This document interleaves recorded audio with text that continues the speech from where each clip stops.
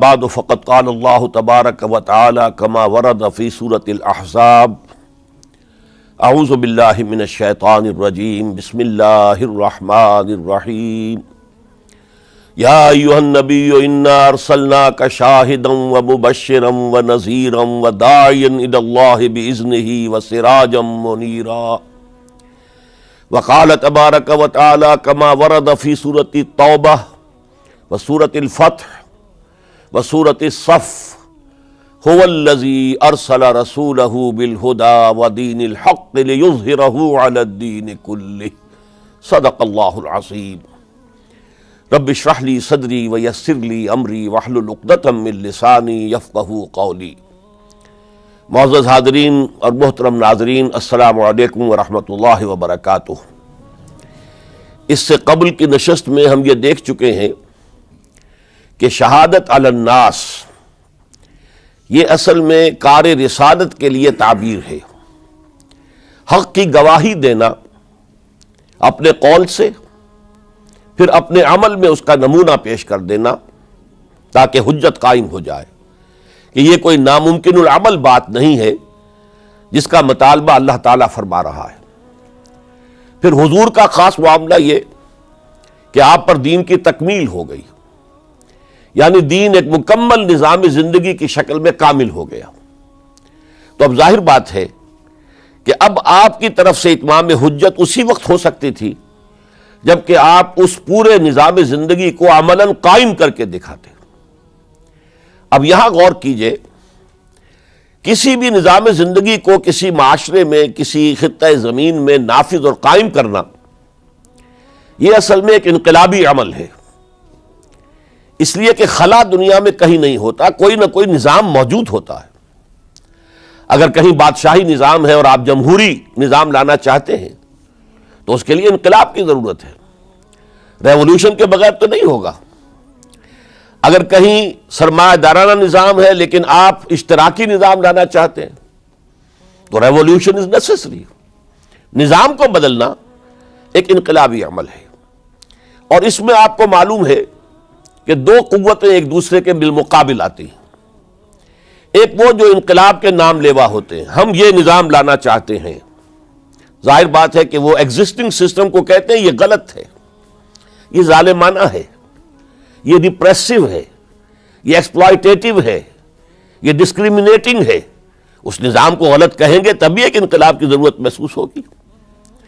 جبکہ اس نظام کے اس وقت کے جو سربراہ ہوں گے وہ سٹیٹس کو قائم رکھنا چاہتے ہیں، اس لیے کہ اس نظام کے ساتھ ان کے مفادات وابستہ ہیں۔ اب کہیں پر جاگیردارانی نظام ہے اور آپ وہاں چاہتے ہیں اشتراکی نظام لانا، تو کیا جاگیردار اسے گوارا کریں گے؟ کہیں بادشاہی نظام ہے، آپ وہاں جمہوری نظام لانا چاہتے ہیں تو کیا بادشاہ اور اس کا خاندان اسے برداشت کرے گا؟ لہذا تصادم ناگزیر ہے، ان دو قوتوں کے درمیان تصادم ہو کر رہتا ہے، اور اسی کا نام ایک انقلابی عمل ہے۔ تو یوں سمجھیے تمام انبیاء کرام میں اور تمام اللہ کے جو رسول گزرے ہیں دنیا میں، ان میں حضور کا امتیازی مقام یہ ہے کہ آپ کو ایک انقلابی جد و جہد کرنی تھی، پورا نظام قائم کرنا تھا، جس کے لیے کہ میں نے آج آیت پڑھی ہے، یہ اصل میں آیت کا ٹکڑا ہے، بڑا ٹکڑا ہے، جو 3 سورتوں میں بین ہی انہی الفاظ میں آیا ہے۔ سورہ توبہ میں، سورہ فتح میں، سورہ صف میں۔ هو الذی ارسل رسولہ بالہدی ودین الحق لیظہرہ علی الدین کلہ، وہی ہے اللہ جس نے بھیجا اپنے رسول کو صلی اللہ علیہ وسلم الہدی، قرآن حکیم دے کر، اور دین حق دے کر، سچا نظام، عادلانہ نظام۔ کس لیے بھیجا؟ تاکہ غالب کرے اسے تمام کے تمام نظام زندگی کے اوپر۔ یہ نوٹ کر لیجئے کہ یہ آیت حضور کے لیے 3 مرتبہ قرآن میں آ رہی ہے، کسی اور نبی کے لیے نہیں آئی، نہ حضرت نوح کے لیے، نہ حضرت ابراہیم کے لیے، نہ حضرت موسیٰ کے لیے، نہ حضرت عیسیٰ کے لیے۔ گویا کہ حضور کو جو رول اسائن ہوا وہ ایک ریولوشنری رول تھا، اور اسی وجہ سے آپ کی پوری سیرت جو ہے در حقیقت وہ انقلابی جد و جہد کے مختلف مراحل ہیں، اور یہ بھی دنیا نے تسلیم کیا ہے کہ تاریخ کا عظیم ترین انقلاب، گمبھیر ترین انقلاب، موسٹ پروفاؤنڈ ریولوشن وہ تھا جو محمد عربی صلی اللہ علیہ وسلم نے نافذ کیا۔ اس کی گواہی دی ایم این رائے نے 1920 میں، ہسٹوریکل رول آف اسلام، اس کی کتاب آج بھی انڈیا میں چھپتی ہے اور بکتی ہے۔ وہ کہتا ہے کہ جو عظیم انقلاب محمد نے برپا کیا تھا وہ تاریخ انسانی کا سب سے بڑا انقلاب ہے۔ اسی کی ایچ جی ویلز نے اسی کی شہادت دی۔ ڈاکٹر مائیکل ہارٹ نے آج سے کوئی 25 برس قبل دی 100 نامی کتاب جو لکھی، امریکہ میں چھپی، مینہٹن میں، اور اس نے تاریخ انسانی کے عظیم ترین انسانوں کو پہلے 100 عظیم ترین انسان چن لیے جنہوں نے تاریخ کے رخ کو موڑا، پھر ان میں گریڈیشن کی۔ چنانچہ دی 100 کے ساتھ اس کتاب کا جو ذیلی عنوان ہے a selection and gradation of the 100 most influential personalities of human history, اور اس میں نمبر 1 پر لایا محمد الرسول اللہ صلی اللہ علیہ وسلم۔ اس انقلاب کے فلسفے کے حوالے سے آج فلسفہ شہادت کے دوسرے مرحلے کی میں بات کر رہا ہوں۔ ہم اس سے پہلے دیکھ چکے ہیں اس انقلاب کو برپا کرنے کے لیے سینکڑوں صحابہ نے جام شہادت نوش کیا۔ 70 صحابہ تو صرف غزوہ احد کے اندر شہید ہو گئے۔ 70 صحابہ کو ذبح کر دیا گیا، بلایا گیا تھا مبلغین اور معلمین کی حیثیت سے، اور دھوکہ دے کر انہیں ذبح کر دیا گیا۔ 250 سے اوپر صحابہ کرام نے جام شہادت نوش کیا ہے۔ تب وہ انقلاب برپا ہوا، جاء الحق وزهق الباطل ان الباطل کان زہوقا۔ اب انقلابی عمل کا ایک خاصہ ہے، اسے آج سمجھیے گا۔ تو شہادتوں کا ایک دوسرا دور جو شروع ہوا ہے، جس کے سب سے بڑے مظہر ہیں شہادت عمر فاروق رضی اللہ تعالی عنہ، شہادت عثمان غنی رضی اللہ تعالی عنہ، شہادت علی مرتضی رضی اللہ تعالی عنہ۔ 4 خلفائے راشدین میں سے 3 نے جام شہادت نوش کیا۔ اس شہادت کا پس منظر کیا تھا، اب اسے سمجھیے۔ ہر ریولوشن کا ایک خاصہ ہوتا ہے۔ یہ جو کشاکش ہو رہی ہوتی ہے انقلاب کے علم برداروں میں اور داعیوں میں، اور اپنے نظام، قدیمی نظام کو ڈیفینڈ کرنے والوں میں، گارڈ اپ یور لائنس، تمہارے انٹرسٹ، تمہارے مفادات پر زد پڑ رہی ہے، اپنے نظام کی حفاظت کرو۔ یہ جو تصادم جب اس مرحلے کو پہنچ جائے کہ اس نظام کے حامی یہ محسوس کریں کہ اب ہماری پیش نہیں جا رہی، اب تو یہ انقلابی کامیاب ہو جائیں گے، ہم ان کو ریزسٹ نہیں کر سکتے، تو عام طور پر ایک حربہ وہ یہ استعمال کرتے ہیں، فی الحال اب دبک جاؤ، کونوں کھجروں میں بیٹھ جاؤ، بلکہ بظاہر ان میں شامل ہو جاؤ، اور پھر انتظار کرو کسی اپروپریٹ مرحلے پر پھر انقلاب لائیں گے۔ اس کا نام ہوتا ہے کاؤنٹر ریولوشنری موومنٹس۔ چنانچہ یہی ہوا ہے۔ جزیرہ نماء عرب میں محمد الرسول اللہ صلی اللہ علیہ وسلم نے کفار کو، مشرکین کو شکست فاش دی۔ یہودی بھی جتنے آباد تھے انہیں بھی شکستیں دی۔ 3 قبیلے جو مدینے میں تھے وہ نکال دیے گئے۔ ان کا بڑا گڑھ تھا خیبر، اسے بھی فتح کر لیا گیا، انقلاب مکمل ہو گیا۔ اب کچھ لوگ جو ہے دبک گئے، کچھ لوگوں نے جھوٹ موٹ کو اسلام کا لبادہ اوڑھ لیا، منافقت کی شکل اختیار کر لی۔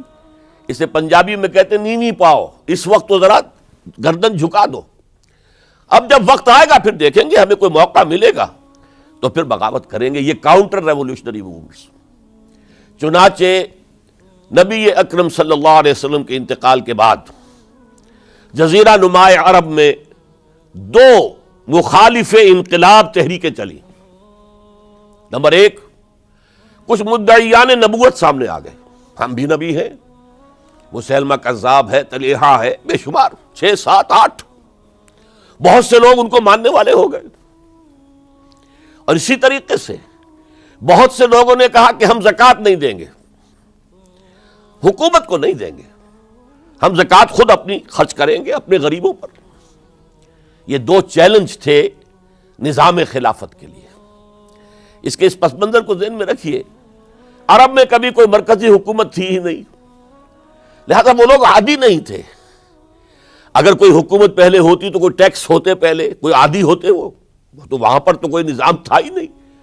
انہیں زکوٰۃ بہت بھاری لگ رہی تھی، ہم سے یہ لیا جا رہا ہے، ہماری آمدنی کا ایک حصہ، یہ بہت انہیں کھل رہا تھا، شاخ گزر رہا تھا۔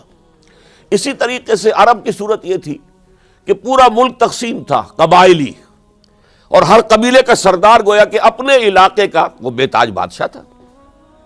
جیسے آپ کو معلوم ہے افغانستان میں طالبان کے آنے سے پہلے وار لارڈز مختلف علاقوں کے اندر انہوں نے پھاٹک لگا لیے، اپنے علاقے بنا لیے، ہر ایک اپنی جگہ پر، میں خود یہاں کا مالک ہوں، مختار ہوں۔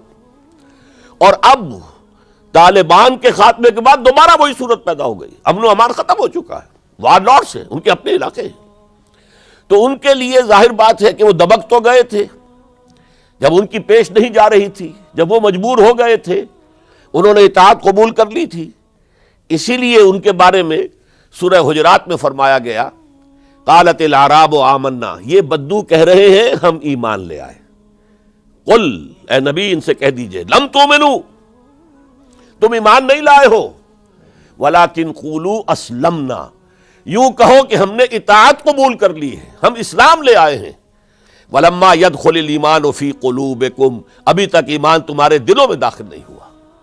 یہ سب کا معاملہ نہیں تھا، لیکن اکثر کا معاملہ تھا۔ ان میں مومنین صادقین بھی تھے، لیکن اکثر کا معاملہ یہ تھا۔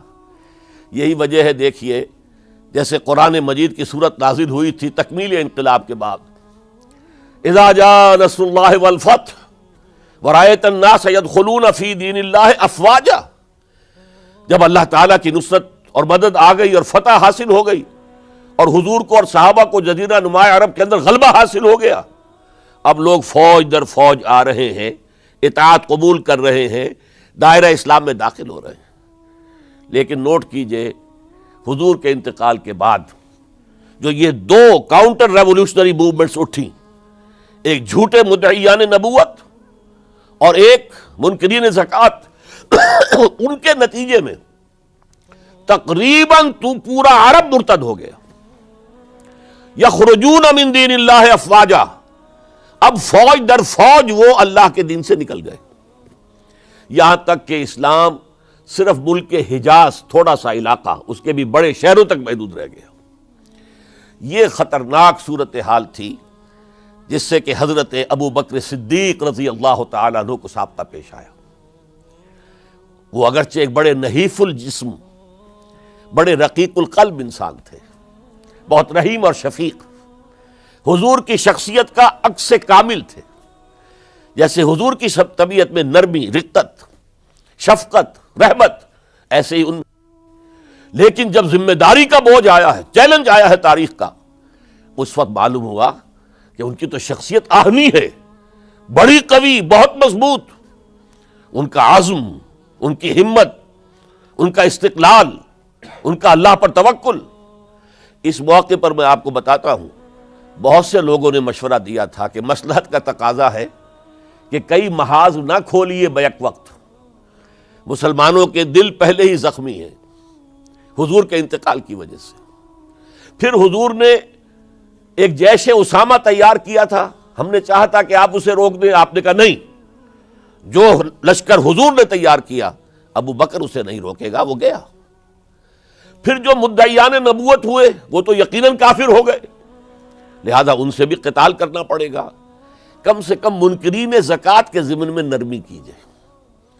انہوں نے کفر نہیں کیا، کلمہ شہادت پڑھتے ہیں، نماز کا انکار نہیں کیا، زکوٰۃ کا بھی انکار نہیں کیا، یہ کہا کہ ہم آپ کو نہیں دیں گے، اپنی زکوٰۃ جمع کریں گے، اپنے ہی غریبوں میں تقسیم کر دیں گے۔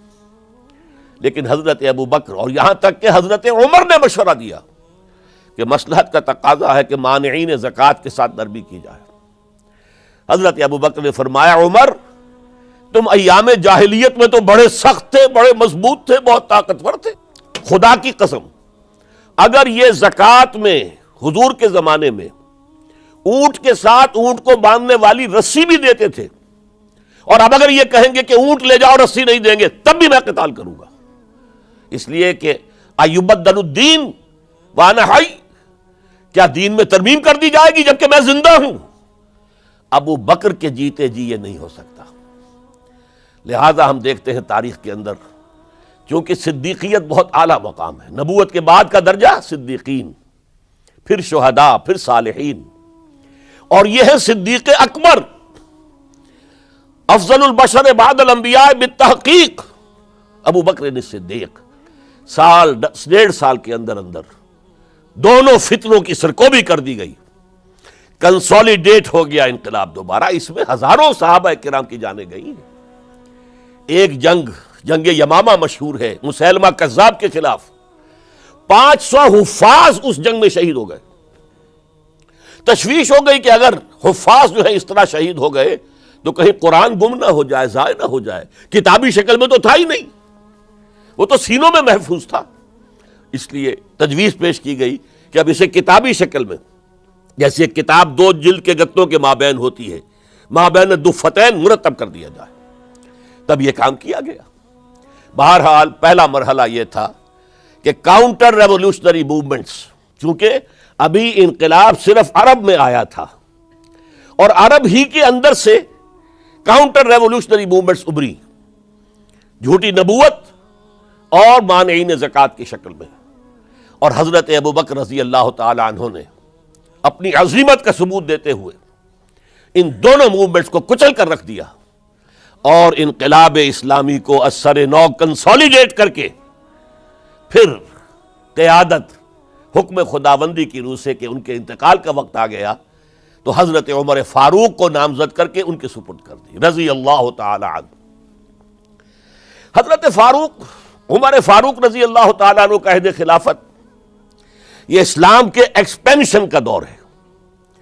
اب جو وہ انٹرنل ڈفتی ختم ہو گئی، انٹرنلی کنسولیڈیٹ ہو گیا انقلاب محمدی صلی اللہ علیہ وسلم، لہذا پوری طاقت کے ساتھ اب 3 لشکر نکلے ہیں، مشرق کے لیے، شمال کے لیے، مغرب کے لیے، اور فتوحات کا دائرہ شروع ہوا۔ 10 برس حضرت عمر رضی اللہ تعالیٰ عنہ کے خلافت کے وہ ہیں، نوٹ کیجئے، جس میں ایک سلطنت 2 سپر پاورز اس وقت کی تھی، کئی 100 سال سے چلی آ رہی تھی 2 سپر پاورز، اور دونوں جزیرہ نماء عرب کے سر پر بیٹھی ہوئی تھی۔ سلطنت ایران، عراق سے ہو کر سلطنت ایران، کہ خسرو کے زمانے سے، ذوالقرنین کے زمانے سے عظیم مملکت تھی، سپر پاور۔ دوسری طرف سلطنت روما، دی رومن امپائر، 3 بر اعظموں کو محیط تھی۔ رومن امپائر پورا شمالی افریقہ اس کے تحت تھا، پورا مغربی ایشیا اس کے تحت تھا، شام اس کے تحت تھا، ترکی اس کے تحت تھا، اور یورپ کا سارا مشرقی علاقہ اس کے تحت تھا۔ رومن امپائر، آپ کو معلوم ہے حضرت عمر کے زمانے میں رضی اللہ تعالی عنہ سلطنت کسریٰ کے تو پرخچے اڑ گئے، نام ختم ہو گیا، وجود نہ رہا عظیم سلطنت کسریٰ۔ حالانکہ آپ کے علم میں ہوگا ان کا بڑا شاندار ماضی تھا، کہ خسرو اور کہ قباد، بڑے بڑے یہ کیانی کہلاتے ہیں، یہ کیاں جو ہے یہ بڑی عظیم ایک یوں سمجھیے کہ خاندان تھا بادشاہوں کا، لیکن یہ کہ وہ پوری سلطنت کسریٰ ختم ہو گئی۔ کیوں؟ اس نے حضور کے نامہ مبارک کو چاک کیا تھا، اور حضور نے فرما دیا تھا صلی اللہ علیہ وسلم، خسرو نے میرا خط نہیں چاک کیا، اپنی سلطنت چاک کر دی، اور واقعتاً سلطنت کسریٰ جو ہے ختم ہو گئے، نام و نشان ختم ہو گیا۔ دوسری طرف سلطنت روما تھی، عیسائیوں کے ساتھ، چونکہ وہ تھی کرسچین، عیسائیوں کے ساتھ حضور کے زمانے میں کوئی براہ راست تصادم نہیں ہوا تھا، سارا تصادم ہوا تھا یا مشرکین عرب سے اور یا یہودیوں سے۔ عیسائی جو ہے عربین پیننسولا میں تھے ہی نہیں، یمن کے علاقے میں کچھ تھے لیکن ان کی کوئی حیثیت نہیں تھی، لہذا کوئی کنفرنٹیشن نہیں ہوئی۔ دوسرے عیسائیوں میں ابھی اہل علم موجود تھے، جیسے آپ کو معلوم ہے نجاشی بادشاہ کیسے ایمان لے آیا، اس نے حضرت عیسیٰ کے بارے میں پوچھا، حضرت جعفر طیار رضی اللہ تعالیٰ عنہ نے سورہ مریم کی آیات پڑھ کر سنائیں، اور اس نے کہا بین ہی جو ان آیات میں تم نے پڑھا ہے، عیسیٰ کی حقیقت اس سے تن کے برابر بھی زیادہ نہیں ہے۔ اسی طرح ہرقل نے جب اس کو حضور کا نامہ مبارک پہنچا، اس نے جو بھی پیغامبر آئے تھے ایلچی، ان کا اکرام کیا، احترام کیا۔ وہ عالم تھا، جان گیا کہ یہ نبی آخر الزماں ہے، چاہتا تھا کہ میں ایمان لے آؤں بشرطے کہ میرے سارے درباری سپہ سالار بھی ایمان لے آئیں۔ جیسے کہ سن 300 میں پوری رومن امپائر نے عیسائیت اختیار کی تھی، اس سے پہلے وہ بت پرست تھے۔ 300 میں سلطنت روما کا جو ایمپرر تھا وہ ایمان لے آیا حضرت عیسیٰ پر۔ اس وقت تک ظاہر بات ہے اسلام حضرت عیسیٰ کا دین تھا، حضور تو ابھی آئے نہیں، حضور کے آنے میں تو ابھی 300 برس سے باقی ہیں۔ وہ عیسائی ہو گیا، پوری مملکت عیسائی ہو گئی، تو وہ نظام جو تھا حکومت کا برقرار رہا، انٹیکٹ رہا۔ ہرقل یہ چاہتا تھا کہ اسی طرح میری پوری سلطنت ایمان لے آئے تو میری حکومت برقرار رہے، لیکن یہ کہ اس کے جو درباری تھے اور اس کے بڑے بڑے جو سپہ سالار اور جرنیل تھے انہوں نے ریجیکٹ کر دیا، اور یہ بادشاہت کی بیڑی اس کے پاؤں میں پڑی رہ گئی۔ ایمان تو نہیں لایا لیکن پہچان گیا تھا حضور کو صلی اللہ علیہ وسلم۔ اور اس سلطنت روما سے پھر آپ کو معلوم ہونا چاہیے کہ مسلمانوں نے اس کی 3 ٹانگوں میں سے 2 ٹانگیں توڑ دی، پورے شمالی افریقہ سے نکال باہر کیا، پورے مغربی ایشیا سے، یہ شام اور ترکی کا علاقہ اناطولیہ نکال دیا، اور اس کی سلطنت محدود رہ گئی یورپ کے اندر۔ تو یہ عظیم کام ہوئے ہیں حضرت عمر رضی اللہ تعالی عنہ کے عہد میں۔ اب سوچئے اس عظیم ریولوشن کا بھی کوئی کاؤنٹر ریولوشن ہونا چاہیے تھا کہ نہیں؟ ایرانی بڑے زبردست نیشنلسٹ لوگ تھے، نسل پرست، اپنی نسل پر فخر کرنے والے، ہماری روایات عظیم ہیں، ہم کہ خسرو کے وارث ہیں۔ اور آپ کو معلوم ہے کہ آخری جو بادشاہ تھا رضا شاہ پہلوی، وہ چاہتا تھا کہ خسرو کے دور کی عظمت اور سطوت کو دوبارہ لے آئے۔ 2500 سالہ جشن اس نے منایا تھا، وہ چاہتا تھا وہی شان میری ہو جائے جو خسرو کی تھی۔ یہ جو ان کے اندر نیشنلزم تھا، جب ان کی سلطنت کے پرچے اڑ گئے حضرت عمر رضی اللہ تعالیٰ عنہ کے ہاتھوں، تو ان کے دلوں میں حضرت عمر کی دشمنی، وہ خون کے پیاسے ہو گئے عمر کے رضی اللہ تعالیٰ عنہ۔ میں یہاں آپ کو ذرا ایک حوالہ دے دوں، فردوسی نے جو شاہ نامہ لکھا، حالانکہ وہ مسلمان تھے لیکن چونکہ پرانے ایرانی ذہن کی عکاسی کر رہے تھے، تو انہوں نے جب کہ عرب فوجیں آئی ہیں تو اس نے ایران کا جو اپنے اوپر فخر تھا اس کی ترجمانی کرتے ہوئے لکھا ہے، زشیر شتر خوردنو سوسمار عرب را بجائیست آیت قرار کہ تخت کیارا کنند آرزو تفو برتو ہے چرخ کرداں تفو، کہ یہ عرب اونٹنیوں کا دودھ پینے والے، گوہ کھانے والے، یہ گوہ ایک بڑی سی چھپکلی کا جیسا جانور ہوتا ہے جو صحرا کے اندر ہوتا ہے، اور وہ اپنا ایک گھر بنا کر رہتا ہے، اسے کھاتے تھے یہ۔ تو یہ گوہ کھانے والے، اونٹنیوں کا دودھ پینے والے عرب، آج ان کی یہ جرت، یہ جسارت، یہ ہمت کہ تخت کیاں کنند آرزو، کہ وہ آج آرزو کر رہے ہیں کہ کہ سلطنت کہ کا تخت جو ہے وہ ہمیں مل جائے۔ تفو برتو ہے چرخ گرداں تفو، تف ہے تجھ پر اے گردش کرنے والے آسمان، تف ہے تجھ پر۔ لہذا اب کاؤنٹر ریولوشنری موومنٹس آئی ہے، حضرت عمر کی شہادت اس کا نتیجہ ہے۔ ہرمزان ایک جرنیل تھا اور اس کے جنگی جرائم اتنے شدید تھے ایرانی کے کہ واجب القتل تھا۔ وہ گرفتار ہو کر حضرت عمر کے سامنے پیش کیا گیا۔ حضرت عمر نے فرمایا یہ واجب القتل ہے، اس کی گردن اڑا دی جائے۔ اس کی چالاکی دیکھیے، اس نے کہا امیر المومنین، اے مسلمانوں کے امیر عمر رضی اللہ تعالی عنہ، مجھے ذرا پانی پلوا دیجیے۔ حضرت عمر نے فرمایا پانی لا دو۔ ایک کٹورے میں پانی دے دیا گیا، پھر کہا دیکھیے امیر المومنین، مجھے ضمانت دیجیے کہ جب تک میں یہ پانی پی نہ لوں مجھے قتل نہیں کریں گے۔ فرمایا ہاں ہاں تم پانی پی لو، جب تک یہ پانی تم نہیں پیو گے ہم قتل نہیں کریں گے۔ اس نے وہ کٹورا پھینک دیا۔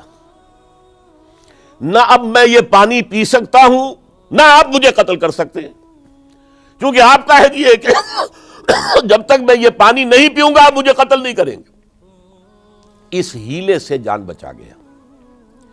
پھر اس شخص نے ابو لولو فیروز ایک غلام تھا، اسے اس کام کے لیے تیار کیا۔ حضرت مغیرہ ابن شعبہ کا غلام تھا وہ، اور حضرت مغیرہ نے اس سے روزانہ کی ایک اجرت کہ تم کام کرو، مجھے صرف 7 آنے روزانہ دے دیا کرو۔ اس نے آ کر حضرت عمر سے کہا کہ میرا جو آقا ہے مغیرہ ابن شعبہ، یہ مجھ سے بہت زیادہ طلب کرتا ہے۔ حضرت عمر نے پوچھا کیا دیتے ہو؟ 7 آنے۔ تم کرتے کیا ہو؟ کہ میں نجار بھی ہوں، میں لوہار بھی ہوں، میں یہ کام کرتا ہوں۔ فرمایا اتنے پیشوں کا جاننے والا اس کے لیے یہ روزانہ کا ٹیکس یہ زیادہ نہیں ہے، یہ تمہیں دینا چاہیے۔ اس نے کہا میں چکیاں بھی بناتا ہوں۔ حضرت عمر نے فرمایا پھر ایک چکی ذرا مجھے بھی بنا دینا۔ کہنے لگا آپ کے لیے تو میں ایسی چکی بناؤں گا کہ جس کی آواز دنیا بھر میں جائے گی۔ وہ شخص ہے اور ہرمزان کی سازش کے تحت وہ ایرانی جسے بعد میں ایرانیوں نے کیا کہا، جس نے قتل کیا حضرت عمر فاروق کو، حضرت ابو لولو فیروز۔ آج بھی ایران میں اس کی قبر کی تصویریں بکتی ہیں بازار کے اندر، حضرت ابو لولو فیروز۔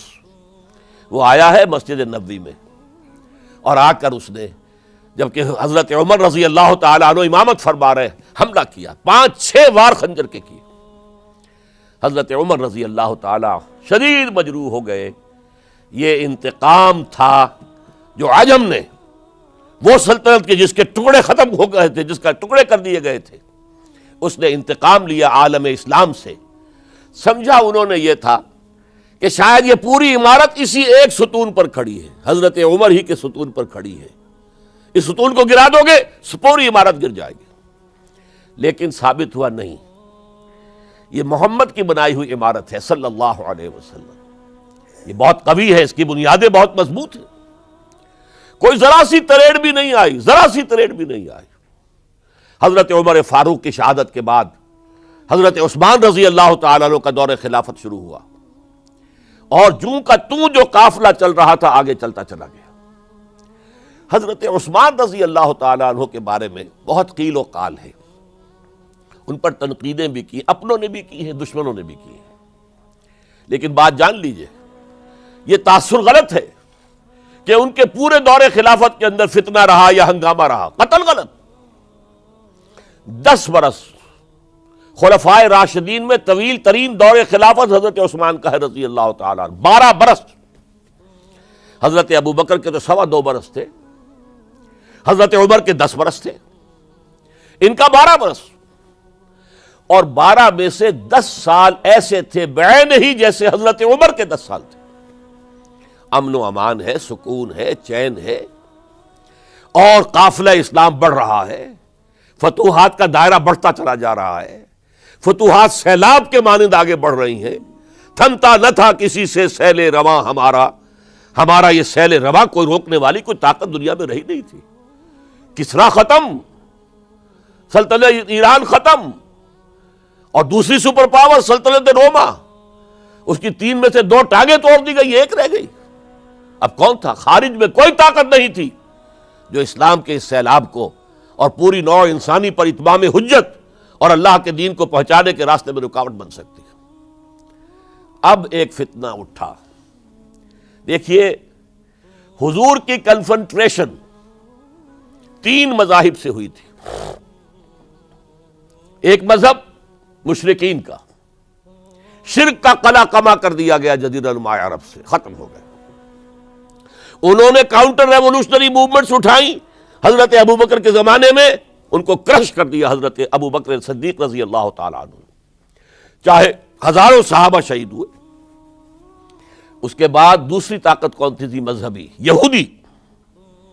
یہود کے 3 قبیلے مدینے میں آباد تھے، بنو قینقاع، بنو قریظہ، بنو نذیر۔ 2 کو مدینے سے نکال دیا گیا ان کی بدعہدی کی وجہ سے، حالانکہ حضور نے مدینہ تشریف لاتے ہی ان سے معاہدے کر لیے تھے۔ ان کا میثاق مدینہ یہ در حقیقت ایک پیکٹ تھا جوائنٹ ڈیفنس آف مدینہ کا. مدینے پر اگر کوئی حملہ کرے گا، اور ظاہر بات ہے کہ ایک امکان تھا کہ مکے والے آ کر حملہ کریں، مشرکین مکہ، لیکن مدینے کا ہم تحفظ کریں گے مل کر، مسلمان اور یہودی. لیکن انہوں نے ہر موقع پر وعدہ خلافی کی. پہلے بنو قینقاع نکالے گئے، پھر بنو نذیر نکالے گئے. غزوہ احزاب کے موقع پر بدترین جو ہے بدعہدی بنو قریظہ نے کی، اور ان کو بڑی سخت سزا دی گئی، چونکہ انہوں نے خود کہا تھا کہ ہمارا فیصلہ سعد ابن معاذ رضی اللہ تعالی عنہ جو فیصلہ کر دیں گے وہ ہمارے حلیف ہے، جو فیصلہ کر دیں گے ہمیں قبول ہوگا. اور حضرت سعد نے تورات کے حکم کے مطابق فیصلہ کیا کہ ان کے جتنے جوان ہیں وہ قتل کر دیے جائیں گے. بڑی سخت سزا تھی کہ جو دی گئی ہے، اس میں کوئی شک نہیں. پھر ان کا اڈا تھا بہت بڑا خیبر میں، وہ نکال دیا گیا، وہاں سے انہیں نکالا گیا، اس کے اوپر مسلمانوں نے قبضہ کیا.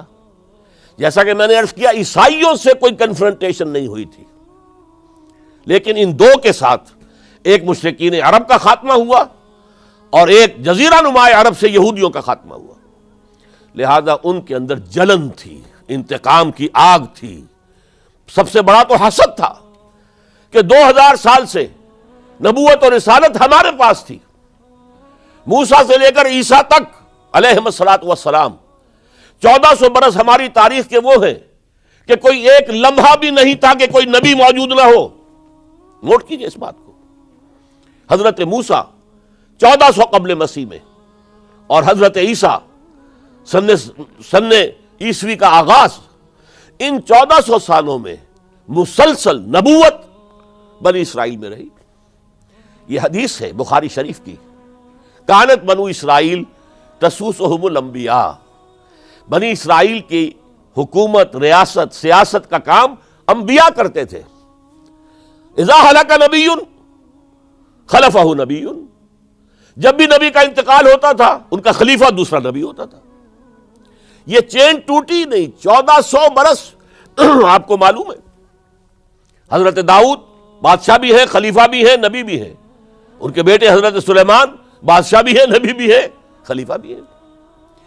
اسی طریقے سے یہ سلسلہ چلتا رہا. تورات انہیں دی گئی، انجیل انہیں دی گئی، زبور انہیں دی گئی، بے شمار صحیفے اور دوسرے چھوٹے نبیوں کو دیے گئے. لیکن پھر اللہ تعالیٰ نے نبی آخر الزماں کی حیثیت سے محمد الرسول اللہ کو چن لیا، جو اسرائیلی نہیں تھے، جو اسماعیلی تھے، حضرت ابراہیم کے بڑے صاحبزادے حضرت اسماعیل علیہ السلام کی اولاد میں سے. اس پر انہیں سخت رنج، حالانکہ وہ پہچانتے تھے حضور کو، ان کی کتابوں میں جو نشانیاں لکھی تھی وہ پوری حضور پر جو ہے مطابق ہو رہی تھی. قرآن کہتا ہے یعرفونہ کما یعرفون ابناہم، وہ ایسے پہچانتے ہیں محمد کو صلی اللہ علیہ وسلم جیسے کہ اپنے بیٹوں کو پہچانتے ہیں. لیکن انہوں نے نہیں مانا. بدترین دشمن، حسد کی آگ میں جلنے والے، اور آج تک وہی معاملہ ہے. ان کی نیچر تبدیل نہیں ہوئی ہے. اب جو کچھ قیامت صغریٰ آنے والی ہے مڈل ایسٹ میں، عراق پر حملے کے بعد جو کچھ ہوگا، اس سب کی سازش کس نے کی ہے؟ یہود نے. یہ ساری اسرائیلی سازش ہے. بہرحال یہ علیحدہ بات ہو جائے گی. اب انتقام یہودیوں کا آیا. یہودیوں کو یہ معلوم تھا ہم تعداد میں اتنے کم ہیں اور ڈسپرسڈ ہیں. سن 70 عیسوی میں ایک رومن جنرل ٹائٹس، اس نے حملہ کر کے یروشلم بیت المقدس کی اینٹ سے اینٹ بجائی. 1,33,000 یہودی ایک دن میں قتل کیے. اور ان کا سیکنڈ ٹیمپل جو تھا، جو حضرت سلیمان نے بنایا تھا، معبد، عبادت گاہ، ہم تو اسے مسجد کہیں گے، مسجد اقصی، لیکن انہوں نے اسے کہا ہیکل، ٹیمپل. اس کو گرا دیا تھا نبوکڈنضر نے 587 عیسوی میں. دوبارہ انہوں نے بنایا، اسے ٹائٹس نے گرا دیا. وہ آج تک گرا پڑا ہوا ہے، آج تک. صرف ایک دیوار اس کی سلامت ہے جسے وہ ویلنگ وال کہتے ہیں، وہاں جا کر ماتم کرتے ہیں، روتے ہیں، پیٹتے ہیں. اور اس کو اس وقت سے نکال دیا گیا یہودیوں کو، نکل جاؤ فلسطین سے، بھاگ جاؤ یہاں سے، دفع ہو جاؤ. لہٰذا وہ ڈسپرس ہو گئے. کوئی یورپ چلے گئے، کوئی روس چلے گئے، کوئی ہندوستان چلے گئے، کوئی افریقہ کے ممالک میں چلے گئے، کچھ ایران میں آ گئے. یہ سب اس کو وہ کہتے ہیں ڈایاسپورا. ہمارا وہ دور جس میں ہم دنیا میں منتشر تھے. جب پوری دنیا میں منتشر تھے تو ظاہر بات ہے کسی فوجی مہم کے ذریعے سے مسلمانوں سے انتقام لینا ممکن نہیں تھا، لیکن انتقام لیا ایک ایسی سازش کے ذریعے سے، ایک ایسا فتنۃ الکبریٰ برپا کیا ہے جس کا کہ میں ابھی آپ سے اندازہ کرتا ہوں، جس کے نتیجے میں حضرت عثمان رضی اللہ تعالیٰ عنہ شہید ہوئے. اس کو یوں سمجھیے کہ حضور کے دور میں جن لوگوں نے شہادتیں پیش کی انہوں نے اسلام کو قائم کرنے کے لیے شہادتیں دی. اب دور خلافت راشدہ میں جو شہادتیں پیش کی گئیں وہ اسلام کو قائم رکھنے کے لیے، جو عمارت بن گئی ہے اب گرنے نہ پائے، اسے دشمن گرا نہ دیں، اس ڈیفنس کے اندر، اس تحفظ کے اندر جانے دی، ہزاروں نے دی.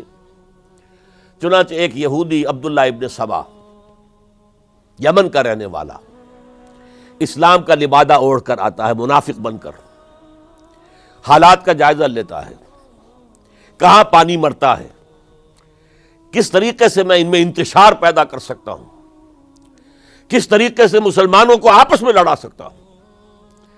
اس نے آ کر، دیکھیے تاریخ کے اندر اس سے پہلے بھی ہوا تھا، حضرت عیسیٰ کے دین، اصل دین کو ختم کرنے والے سینٹ پال، جب تک حضرت مسیح دنیا میں تھے سینٹ پال بدترین دشمن تھا حضرت عیسیٰ کا.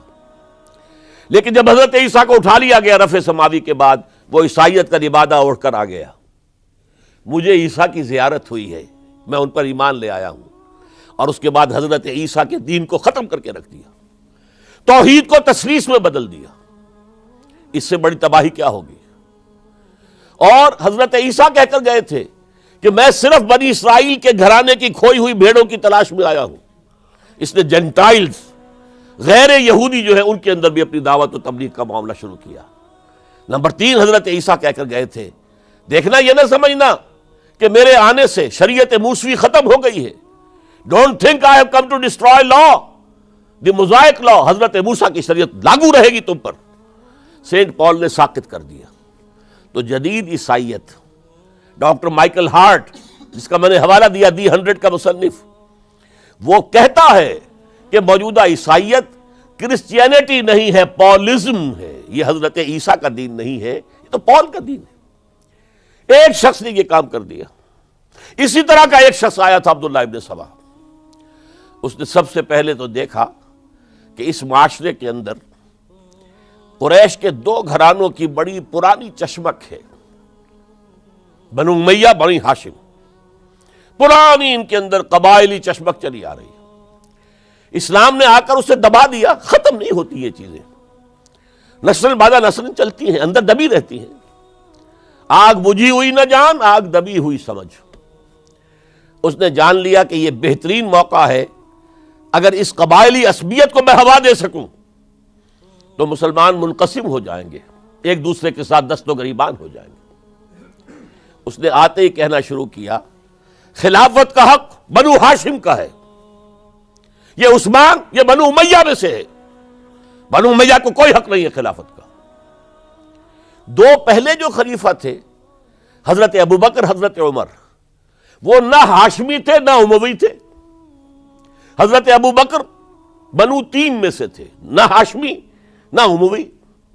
حضرت عمر بنو عدی میں سے تھے، نہ ہاشمی نہ اموی. حضرت عثمان تھے بنو امیہ میں سے. اب یہاں دکھتی ہوئی رگ کو اس نے چھیڑا. حضور ہاشمی تھے، بنو ہاشم کا حق ہے خلافت. عثمان غاصب ہے معاذ اللہ رضی اللہ تعالی عنہ. پچھلے دونوں بھی غاصب تھے.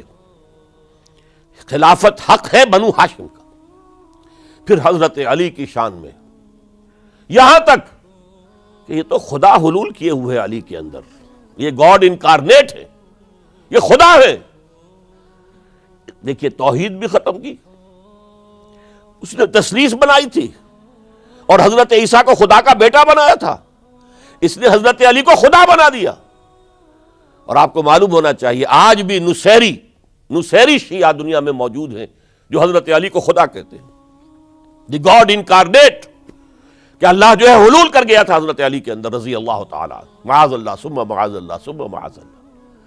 پھر اس نے ایک طریقہ اختیار کیا، حضرت عثمان پر تنقیدیں شروع کی، حضرت عثمان کے گورنرز کے خلاف جھوٹے الزامات لگانے شروع کیے، اڈے بنا لیے بصرہ میں، کوفہ میں، مصر میں، اور وہاں بصرے میں کوفے کے امیر کے خلاف اس نے یہ کر دیا، اس نے یہ کر دیا، اس نے خیانت کی، اس نے فلاں کیا، بیت المال پہ ڈاکہ ڈالا، اور کوفے میں بصرہ کے امیر کے خلاف، شام میں دمشق میں مصر کے گورنر کے خلاف، اور مصر میں جا کر شام کے گورنر کے خلاف، اور ہر جگہ حضرت عثمان رضی اللہ تعالیٰ عنہ کے خلاف۔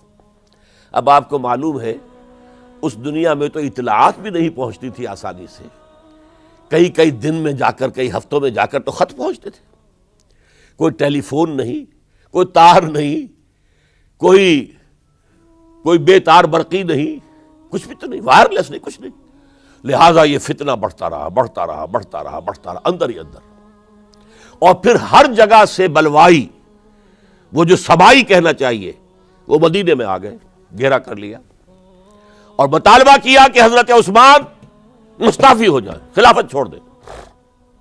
حضرت عثمان نے کہا تمہارے کہنے سے میں نہیں چھوڑ سکتا۔ ان پر جب الزامات لگائے گئے انہوں نے ہر الزام کی صفائی پیش کر دی۔ اس صفائی کے پیش کرنے والوں میں سب سے بڑھ کر خود حضرت علی تھے رضی اللہ تعالی عنہ۔ مسجد نبوی میں آ کر انہوں نے ان بلوائیوں کو جمع کیا اور حضرت عثمان کے خلاف جو بھی الزام لگائے گئے تھے ان سب کی صفائی اور جواب دیا اس کا، لیکن بلوائی جو ہے اڑے ہوئے تھے۔ ادھر سے حضرت امیر معاویہ، وہ عامل تھے، گورنر تھے شام کے، انہیں اطلاع مل رہی ہے، وہ کہتے ہیں آپ ہمیں اجازت دیجئے ہم فوج لے کر آئیں اور ان کے ٹکڑے اڑا دیں۔ لاکھوں کی فوجیں تھی کھڑی ہوئی۔ حضرت عثمان کی مملکت کا آپ تصور کر سکتے ہیں؟ قرآن میں عظیم ترین حکمران کے نام کے حوالے سے نام آیا ذوالقرنین کا۔ ذوالقرنین کہ خسرو یا سائرس، اس کی سلطنت سے کم 2 گنا بڑی سلطنت تھی جس پر حضرت عثمان رضی اللہ تعالی عنہ حکومت کر رہے تھے۔ مصر سے عمرو بن العاص کہہ رہے ہیں کہ آپ اجازت دیجئے میں فوج لے کر آؤں اور ان کا ٹکڑا کر دیا جائے، تکہ بوٹی کر دی جائے۔ حضرت عثمان کا فیصلہ تھا یہ مجھے قتل کر دیں تو قصاص لے لینا، لیکن میں اپنی جان کے تحفظ کے لیے کسی کلمہ گو کا خون بہانے کو تیار نہیں۔ حضرت طلحہ، حضرت زبیر، حضرت علی کہہ رہے ہیں آپ اجازت دیجئے کہ ہم ان کے خلاف جنگ کریں، مدینے میں بیٹھے ہوئے۔ فرماتے نہیں، ان کے خلاف جنگ کی اجازت میں نہیں دے سکتا۔ یہ میری ذاتی مجھ پر تنقیدیں کر رہے ہیں، ذاتی دشمنی ہے، میں اپنی ذات کے تحفظ کے لیے کسی کلمہ گو کا خون جو ہے نہیں بہاؤں گا۔ لاکھوں کی فوجیں موجود تھیں، لیکن حضرت عثمان نے یہ طے کیا میں اپنی جان کے تحفظ کے لیے میں نہیں ہاتھ اٹھاؤں گا، میں کسی اور کو اجازت نہیں دوں گا کہ ان کے خلاف جنگ کرے۔ ہاں یہ میرے دشمن ہے، میری جان لے لیں، جب جان لے لیں گے تو قصاص لے لینا۔ یہ معاملہ ہوا ہے، اور پھر نہایت ہی بے رحمی کے ساتھ، نہایت بے رحمی کے ساتھ، اور نوٹ کیجئے حضرت علی کے دونوں صاحبزادے حضرت حسن، حضرت حسین رضی اللہ تعالی عنہم اجمعین، وہ حضرت عثمان کے دروازے پر پہرا دے رہے ہیں کہ کوئی بلوائی، کوئی حضرت عثمان کو قتل کرنے کے ارادے سے گھر میں داخل نہ ہو سکے۔ وہ گھر کے پچھواڑے سے دیوار پھلانگ کر آئے ہیں اندر، اور حضرت عثمان جب قرآن پڑھ رہے تھے اس حالت میں انہیں شہید کیا ہے۔ ان کی بیوی نائلہ نے ہاتھ آگے کیا ہے روکنے کے لیے تو ان کی انگلیاں کٹ گئیں، اور انگلیوں کا خون جو ہے اس مصحف پر قرآن مجید میں اس صفحے کے اوپر حضرت عثمان کے خون کے دھبے لگ گئے۔ یہ حالات ہوئے حضرت عثمان کی شہادت کے کہ انہوں نے چاہا وہ نظام قائم رہے۔ یہودیوں کا انتقام، یہودیوں کی سازش، اور ایسی سازش ہے کہ جس کے نتیجے میں اس کو کہا گیا الفتنۃ الکبریٰ، عظیم ترین سانحہ، عظیم ترین فتنہ۔ اور اس کے بعد جو خانہ جنگی ہوئی ہے، حضرت علی رضی اللہ تعالی عنہ اس کے بعد خلافت قبول کرنے کو تیار نہیں تھے، حضرت طلحہ قبول کرنے کو تیار نہیں تھے، کوئی بھی تیار نہیں۔ کیوں؟ یہ بلوائی ہے اس وقت یہاں پر، یہ کہہ رہے ہیں کہ تم خلیفہ بن جاؤ، تو جو بھی اس وقت خلیفہ بنے گا وہ ان کے ہاتھ میں کٹ پتلی بن جائے گا۔ بالآخر حضرت علی نے، ظاہر بات ہے کہ امت کو بغیر امام کے تو نہیں چھوڑا جا سکتا، بغیر امیر کے نہیں ہوگا تو شیرازہ منتشر ہو جائے گا۔ اب جو ہونا تھا ہو گیا، حضرت عثمان شہید ہو گئے رضی اللہ تعالی عنہ، لیکن بہرحال اب امت کا نظم تو قائم رکھنا ہے نا۔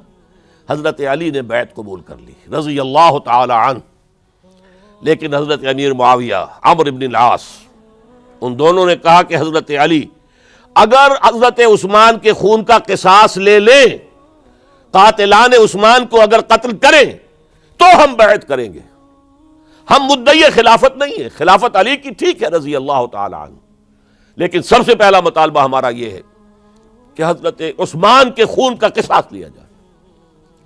حضرت علی رضی اللہ تعالی عنہ کے لیے بعض وجوہ سے ایسا کرنا ممکن نہیں ہوا۔ نتیجہ کیا نکلا؟ سب سے زیادہ اندوہناک اسلامی تاریخ کا یہ دور ہے۔ حضرت علی کے دور خلافت میں باہمی خانہ جنگی رہی مسلسل۔ جنگ جمل حضرت عائشہ صدیقہ کمانڈ کرتی ہوئی آئی ہیں، طلحہ اور زبیر ان کے ساتھ ہیں، اور اگرچہ حضرت علی رضی اللہ تعالیٰ عنہ کے ساتھ ان کی صلح ہو گئی، لیکن وہ جو بلوائی تھے، جو چاہتے نہیں تھے کہ امن ہو، وہ تو در حقیقت اسلام کے حصے بکھرے کرنے کے لیے آئے تھے، اسلام کی مملکت کو تباہ کرنے آئے تھے۔ انہوں نے فوری طور پر حملہ کر دیا حضرت عائشہ رضی اللہ تعالیٰ عنہ کے لشکر پر۔ اب ظاہر بات ہے کہ جنگ شروع ہو جائے تو پھر کون دیکھ سکتا ہے، آئدر کل اور بی کلڈ، دو شکلیں دو ہی ہوتی ہیں۔ ایک رات میں 10,000 مسلمان شہید ہوئے، قتل ہوئے۔ الفتنۃ الکبریٰ، عشرہ مبشرہ میں سے حضرت طلحہ، حضرت زبیر دونوں شہید ہو گئے۔ پھر اس کے بعد بھی بات تو ختم نہیں ہوئی۔ حضرت معاویہ رضی اللہ تعالی عنہ وہ فوج لے کر آئے۔ پھر جنگ صفین، جنگ صفین، جنگ صفین، 74,000 مسلمان ایک دوسرے کی تلواروں سے اور ایک دوسرے کے نوزوں سے ختم ہو گئے۔ ذرا اندازہ کیجئے، 1,00,000 کے قریب مسلمان ختم ہو گیا۔ نہ یہودی کو کچھ کرنے کی ضرورت پیش آئی، نہ کسی اور کو کوئی حملہ کرنے کی ضرورت پیش آئی، آپس میں خانہ جنگی۔ 4.5 برس حضرت علی رضی اللہ تعالی عنہ ان کا دور خلافت ہے، پورا کا پورا باہمی خانہ جنگی کی نظر ہو گیا۔ اس میں حضرت علی پر معاذ اللہ کوئی الزام نہیں، رضی اللہ تعالی عنہ وکرم اللہ وجہہ، وہ امام حق تھے، لیکن یہ ہے کہ ان کا بے بس ہو گئے تھے، لاچار ہو گئے تھے، حالات پر کنٹرول نہیں ہو رہا۔ اسی جنگ صفین کے اندر جب ایک تجویز پیش کی گئی کہ لڑنے بھڑنے کی بجائے حکم مان لو، جیسے قرآن مجید میں آیا ہے کہ میاں اور بیوی کے درمیان اختلاف ہو جائے تو فَبَعْثُوا حَكَمًا مِّنْ أَهْلِهِ وَحَكَمًا مِّنْ أَهْلِهَا، ایک حکم لڑکے والوں کی طرف سے، ایک حکم لڑکی والوں کی طرف سے مقرر کر لو، وہ آپس میں معاملہ طے کرائیں۔ لہذا تحکیم کی تجویز کی گئی۔ حضرت علی نے یہ تجویز پیش کی گئی عمرو بن العاص رضی اللہ تعالیٰ عنہ کی طرف سے، جو حضرت معاویہ کے ساتھی تھے۔ حضرت علی اس تحکیم کو قبول نہیں کرنا چاہتے تھے، جانتے تھے کہ یہ ایک چال ہے جس میں میں آ رہا ہوں، لیکن بالآخر آپ نے وہ قبول کر لیا۔ اچھا بھائی، ابو موسیٰ اشعری ہماری طرف سے، عمرو بن العاص معاویہ کی طرف سے، یہ دو حکم ہیں۔ اس موقع پر اب تحکیم کیا ہوئی، کیا اس کی شرائط تھی، کیا میں اس میں نہیں جانا چاہتا، اس وقت میں تاریخ نہیں بیان کر رہا، بلکہ مجھے اب چوتھے خلیفہ حضرت علی کی شہادت کا پس منظر بیان کرنا ہے۔ اور ہزاروں شہادتیں ہو رہی ہیں، لیکن اس دور کی شہادتوں میں سب سے چوٹی پر حضرت عمر کی شہادت، حضرت عثمان کی شہادت، حضرت علی کی شہادت رضی اللہ تعالی عنہم اجمعین۔ اس وقت حضرت علی کے جو حامی تھے، انہی میں سے ایک فرقہ علیحدہ ہو گیا کہ یہ تحکیم کفر ہے، ان الحکم الا للہ، حکم کا فیصلے کا اختیار اللہ کے سوا کسی کو نہیں ہے، لہذا یہ جو کیا ہے یہ غلط ہے۔ اور اس حد تک چلے گئے کہ جنہوں نے یہ تحکیم کو قبول کیا وہ کافر ہو گئے، علی بھی کافر، معاویہ بھی کافر، عمرو بن العاص بھی کافر، جنہوں نے مانا کافر۔ یہ لوگ کہلاتے خوارج تھے، یہ حضرت علی کی فوج میں شامل، حضرت علی کے حامی تھے، حضرت علی کی جماعت میں سے تھے، لیکن بس ایک غلطی، جذبات کے اندر آ کر، غصے کے اندر آ کر اس درجے اور وہ حضرت علی سے علیحدہ ہو گئے۔ اس کے بعد انہوں نے اپنی ایک کانفرنس کی، ایک جنگ بھی ہوئی، پھر حضرت علی کو ان کے خلاف جنگ کرنی پڑی، وہ جنگ نہروان کہلاتی ہے، جن میں کہ ان خوارج کو حضرت علی نے بہت بڑی شکست دی۔ پھر انہوں نے کانفرنس کی آپس میں بیٹھ کر کہ علی کو یا معاویہ کو فوجی شکست دینا تو ہمارے لیے ممکن نہیں، ایسے کرو کہ ان تینوں کو قتل کر دو، علی کو بھی قتل کر دو رضی اللہ تعالی عنہ، معاویہ کو بھی قتل کر دو رضی اللہ تعالی عنہ، عمرو بن العاص کو بھی قتل کر دو، تاکہ اس کے بعد مسلمان اپنا کوئی خلیفہ چن لیں گے۔ رمضان سن 40 ہجری اس کا ایک دن معین کر لیا، ایک ہی دن یہ تینوں جو ہے، عبد الرحمن ابن ملجم آئے گا مدینے کے اندر، کوفے کے اندر، حضرت علی نے صدر مقام کوفہ بنا لیا تھا، اور فجر کی نماز میں حضرت علی پر حملہ کرے گا۔ ایک دوسرا شخص عمرو بن العاص پر جا کر حملہ کرے گا اسی دن اسی وقت۔ ایک تیسرا شخص وہ امیر معاویہ کے اوپر حملہ کرے گا۔ عمرو بن العاص اس روز مسجد میں آئے ہی نہیں، ان کی جگہ کوئی اور شخص جو نماز پڑھا رہے تھے وہ شہید کر دیے گئے۔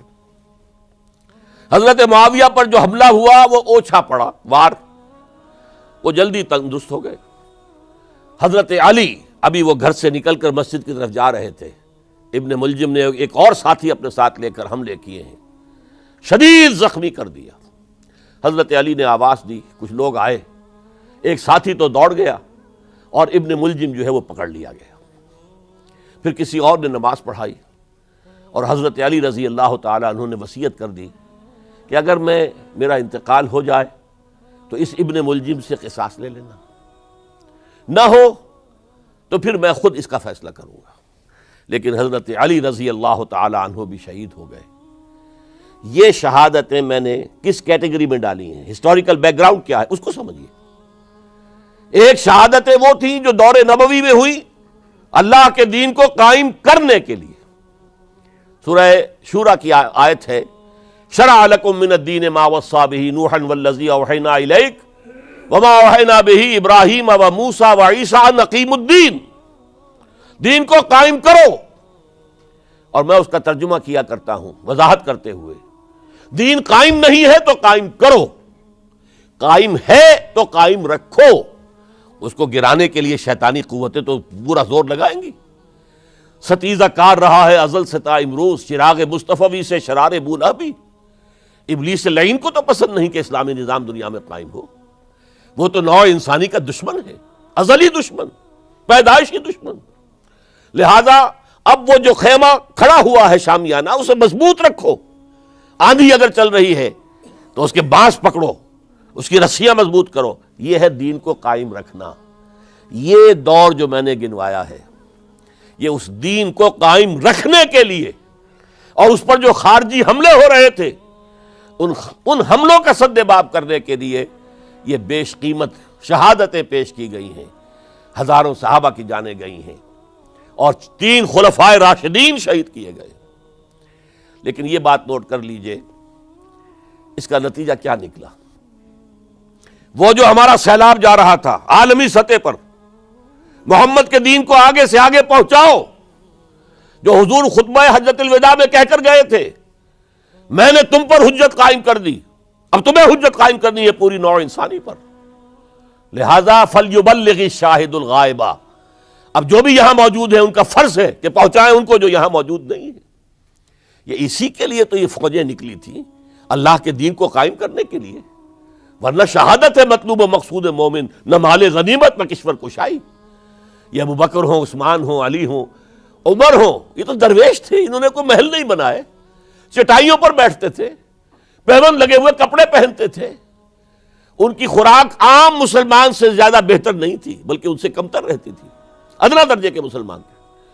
لیکن یہ ہے کہ یہ جو سیلاب جا رہا تھا اسلام کا، انٹرنل سیبوٹاج کے ذریعے سے اس کے اندر طاقت جو تھی وہ روک دی گئی۔ آپ دیکھتے ہیں اور سنتے ہوں گے، اگر کوئی انکلائن ہو، چڑھائی ہو، اور ٹرک جو ہے لوڈڈ ہے، چل رہا ہے، زور لگا لگا کے انجن جو ہے گوں گوں گوں کر کے چل رہا ہے، اگر خدا نہ خواستہ انجن بند ہو جائے ایک دفعہ، اسے کہتے ہیں موشن ٹوٹ گیا، اب یہ ڈرائیور جانتا اس کی جان پر بن گئی، اب اس کو دوبارہ سٹارٹ کرنا آسان کام نہیں ہے۔ تو اسلامی سیلاب کا کہ جس کے بارے میں کیفیت یہ تھی کہ تھمتا نہ تھا کسی سے سیل رواں ہمارا سیل رواں روکنے والا کون رہ گیا تھا؟ سلطنت کسریٰ ختم ہو چکی تھی، سلطنت روما کی 2 ٹانگیں ٹوٹ چکی تھی۔ اس کو روکا ہے یہودی سازش نے انٹرنل سیبوٹاج کے ذریعے۔ 1 لاکھ مسلمان تو ایک دوسرے کی تلواروں سے ہی مارے گئے۔ خلافت راشدہ کا یہ نظام یہ پھر ایک سیڑھی نیچے اتر گیا۔ اس کے بعد دور بنو امیہ شروع ہوا ہے۔ عارضی سا حصہ یہ ہے کہ حضرت علی سے کہا گیا کہ ہم آپ کے بیٹے حضرت حسن کے ہاتھ پر بیعت کر لیں۔ آپ نے فرمایا نہ میں تمہیں روکتا ہوں نہ تمہیں حکم دیتا ہوں، یہ تمہارا معاملہ ہے۔ 12 لوگوں نے حضرت حسن کے ہاتھ پر بیعت کر لی۔ اب حضرت معاویہ کا اور حضرت حسن کا معاملہ شروع ہوا۔ حضرت حسن نکلے 50,000 کی فوج لے کر، اس وقت سے بہت بڑی فوج لے کر امیر معاویہ آئے، لیکن حضرت حسن رضی اللہ تعالی نواسۂ رسول، اور ان کے بارے میں یہ کہا جاتا ہے کہ حضور سے بہت مشابہ تھے، بہت مشابہ تھے مزاج میں اور شکل و صورت میں، اور کہتے ہیں کہ یہ اوپر کا حصہ جو ہے اس میں بہت مشابہت تھی حضور میں اور حضرت حسن میں۔ اور حضرت حسن کے بارے میں حضور نے ان کے بچپن میں فرمایا تھا میرا یہ بیٹا مسلمانوں کے 2 گروہوں کے مابین صلح کرائے گا، اور وہی معاملہ ہوا۔ حضرت حسن نے جب دیکھا کہ یہ خون ریزی کب تک چلے گی، انہوں نے صلح کی پیشکش کی حضرت امیر معاویہ کو۔ امیر معاویہ نے سادہ کاغذ بھیج دیا کہ جو چاہے شرطیں آپ لکھ دیں میں مانتا ہوں، سادہ کاغذ جسے آپ کہیں گے بلینک چیک۔ حضرت حسن رضی اللہ تعالیٰ عنہ نے شرائط لکھ دی، حضرت امیر معاویہ نے قبول کر لی، جنگ ختم ہو گئی۔ اب خلافت ہوئی حضرت معاویہ کی رضی اللہ تعالی عنہ۔ لیکن حضرت معاویہ اگرچہ جلیل القدر صحابی ہیں، نوٹ کر لیجئے، حضور کے برادر نسبتی ہیں، حضور کے سالے ہیں، ان کی ہمشیرہ ام حبیبہ رضی اللہ تعالی عنہ حضور کی زوجہ محترمہ ہیں، ابو سفیان کے یہ بیٹے ہیں، ابو سفیان کی وہ بیٹی ہیں، اور ان کے بارے میں حضور نے فرمایا اللہم اجعلہ ہادیا مہدیا، دعا کی اے اللہ اس معاویہ کو ہادی ہدایت دینے والا اور مہدی ہدایت یافتہ بنا دے۔ اس کے باوجود حضرت معاویہ کے دور حکومت یا دور خلافت کو خلافت راشدہ میں تسلیم نہیں کیا جاتا، اس لیے کہ انہیں مسلمانوں نے اپنی رائے سے نہیں چنا تھا، اپنے طاقت کے بل پر وہ حکومت جو ہے انہوں نے حاصل کی تھی۔ چاہے حضرت حسن نے دستبرداری کر کے دے دی، لیکن ظاہر بات ہے کہ یہ مسلمانوں کے مشورے سے نہیں ہوا تھا، لہذا ان کا دور خلافت راشدہ میں شامل نہیں ہے۔ خلافت راشدہ ابو بکر، عمر، عثمان، علی اور مزید شامل کرنا ہو تو 6 مہینے حضرت حسن کے رضی اللہ تعالی عنہ، وہ بھی طاقت کے بل پر نہیں آئے تھے، مسلمانوں نے انہیں چنا تھا۔ یہ 30 برس بنتے ہیں، اور یہ 30 برس کی خلافت راشدہ کی داستان ہے جو میں نے آج آپ کے سامنے رکھی، اور اس دوران جن مسلمانوں نے اس نظام کو قائم رکھنے کے لیے جانیں دی ہیں، میں نے ان کی شہادت کا تذکرہ کیا۔ اقول قولی ھذا واستغفر اللہ لی ولکم ولسائر